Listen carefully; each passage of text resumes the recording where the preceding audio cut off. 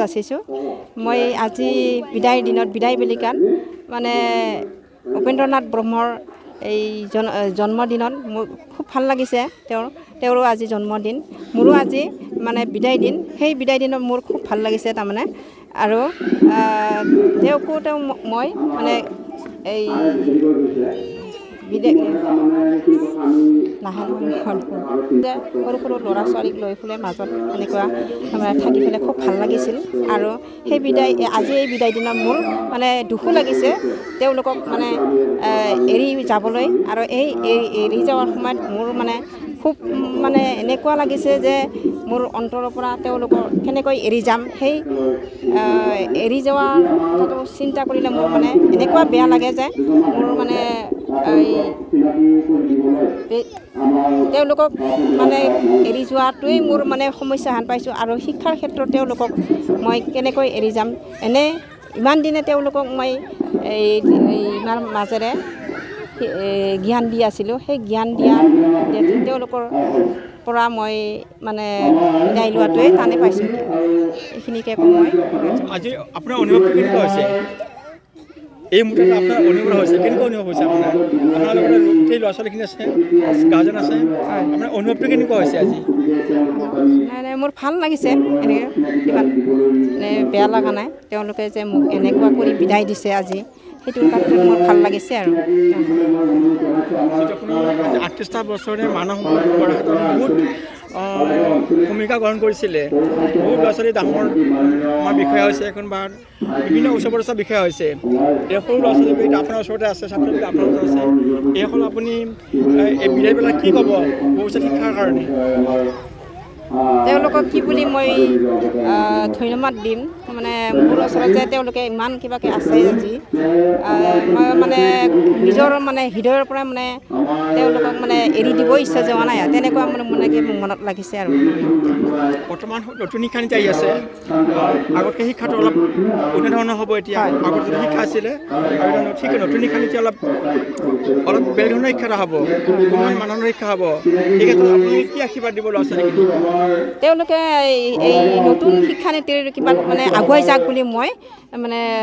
ধন্যবাদ দিছোঁ আৰু যাতে তেওঁলোকে বাইদেউসকলৰ পৰা শিক্ষকসকলৰ পৰা মানে যেনেকৈ পাৰে শিক্ষাটো ল'ব পাৰে যেনেকৈ ভাল শিক্ষা ল'ব পাৰে বুলি মই মানে ভাবিছোঁ আৰু যিহেতু আমাৰ দুজন শিক্ষক আছিলে আজি আপুনি ওলাই গ'ল থাকিলে এজন এতিয়া যিহেতু আমাৰ দুজন শিক্ষক আছিলে আজি আপুনি ওলাই গ'ল থাকিলে এজন এতিয়া যিহেতু বড়ো মাধ্যমটো অতি পিছ পৰি আছে এই বড়ো মাধ্যমৰ ক্ষেত্ৰত আপুনি অসম চৰকাৰ বা বি টি আৰ চৰকাৰ কি ক'ব যে বড়ো মাধ্যমৰ শিক্ষক এতিয়াও নাই বুলি ক'ব পাৰি কি ক'ব সেইটোৱেইটো হৈছে এতিয়া তেওঁলোকৰ মানে শিক্ষকবিলাক দিব নে নাই সেই শিক্ষকবিলাক নিদিলেতো এই কণ ল'ৰা ছোৱালীবিলাক মানে এতিয়া বৰবাদ হৈ যাব হেন লাগিছে আৰু মোৰো মানে সেইটোৱে মানে দুখ লাগিছে সেইকাৰণে ইমান মানে শিকিবলগীয়া কথা আছে এনেই দেখাততো অকণমানহে দেখা পায় কিন্তু ভিতৰখনত বহুত মানে শিকিবলগীয়া কথা আছে সেই শিকাৰ পৰা মানে তেওঁলোকে অলপমান বঞ্চিত হ'ব বুলি মই ভাবিছোঁ আৰু যেনেকৈ শিকাব লাগে সেনেকৈ মানে নহ'ব গৈ এতিয়া যিহেতু শিক্ষক নাই শিক্ষক নথকাৰ কাৰণে এওঁলোকৰ মানে বহুত প্ৰব্লেম আহি যাব সেইটোৰ কাৰণে তাৰমানে তেওঁলোকৰ শিক্ষাটো অলপ আধৰুৱা হৈ যাব আৰু মানে এতিয়া বেলেগ শিক্ষানীতিটো বেলেগে হৈছে সেইকাৰণে তেওঁলোকে এতিয়া কেনেকৈ শিক্ষা ল'ব মানে সেইটো ভাবিলে মোৰ মানে একদম বেয়া লাগি যায় আৰু সেইটোৱে এনেকৈ কৈছোঁ खुलुमबाय नोंथांमोननिसिम आरो जिखिनि चेनेल दङ बिनिसिमबो आंनि खुलुमनाय आरो सिबिनाय दा जोङो मोनसे दिनै जोंहा बिराद रंजानाय सानमोन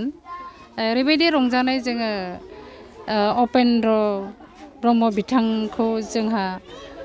आसाम सरकारा जिबायदि दिनैनि सानाव 2023निफ्राय फरायसा सान हिसाबै फोसावबाय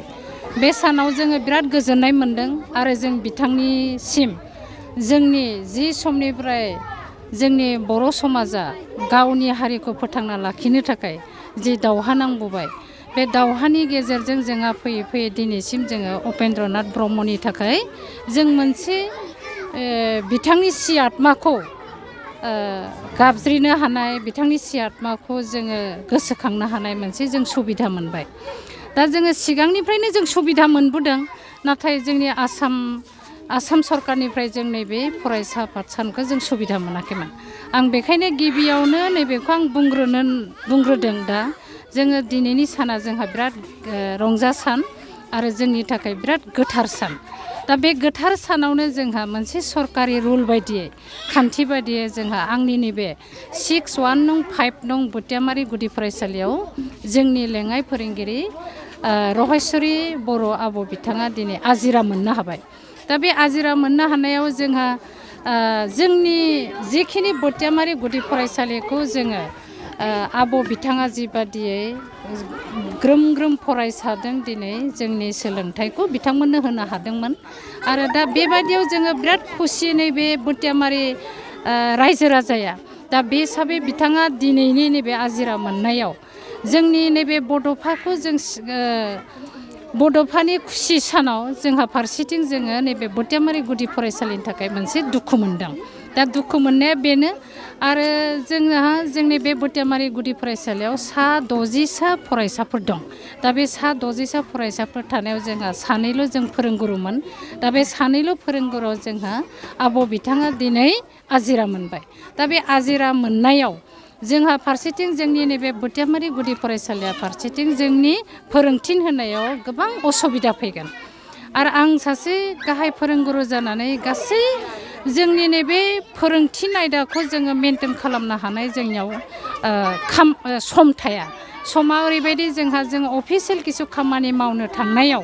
जोंहा हरखाब जोङो गोबां खामानि थानो गोनां जायो। दा बे खामानियाव जों मुखुब थानो गोनां जायो। दा बेहाय दा आं दिनैनि नैबे उपेन्द्रनाथ ब्रह्मनि फरायसा सानाव फारसेथिं आं जोंनि बिटिआर सरकारखौ आं खावलायदों जेन जाय फरायसालियाव दिनैनि दिनाव बर' मिडियाम एबा बर' गुदि फरायसालिफ्राव आजिरा मोनदों बर' फोरोंगुरुफ्रा बे फोरोंगुरु आजिरा मोननाय बे लांदां जायगा जानायाव जेन जोंनि बिटिआर सरकार जोंनि गाहाय सिफनिसिमबो आं दिनै खावलायदों सार बिथां प्रमद बर'निसिम जेन बिथाङा जोंनि जिखिनि दिनै 31/3/2023 सानाव जाय बर' गुदि फरायसालिनिफ्राय गोजौ फरायसालियानो जा गाहाय फरायसालि गेजेर फरायसालियानो जा